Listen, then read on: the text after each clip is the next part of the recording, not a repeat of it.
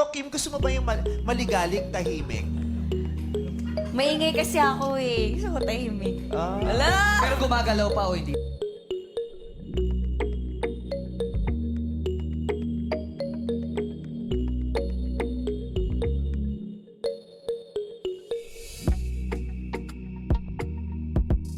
Tila nadula si Chinita Princess Kim Chu sa pagsagot sa katanungan ni Uncoverable star Vice Ganda.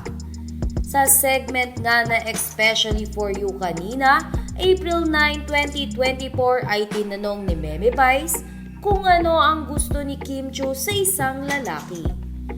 Tanong ni Vice Ganda kay Kim Chu, "Ikaw Kim, gusto mo ba yung maligalig o tahimik?"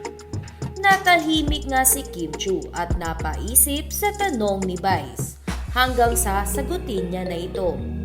Ayon kay Kim Chu, maingay kasi ako so tahimik.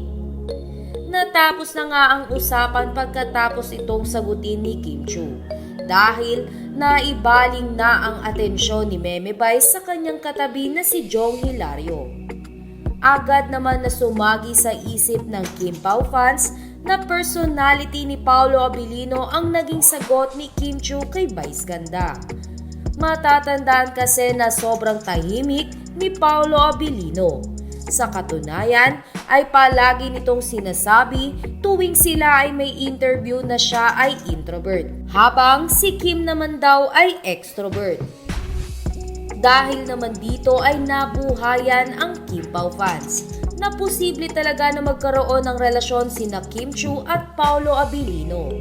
Anila ay nagpatiunan na si Kim Chu na sabihin ang kanyang gusto sa isang lalaki. At sakto nga ito sa pagkatao ni Paolo Abilino.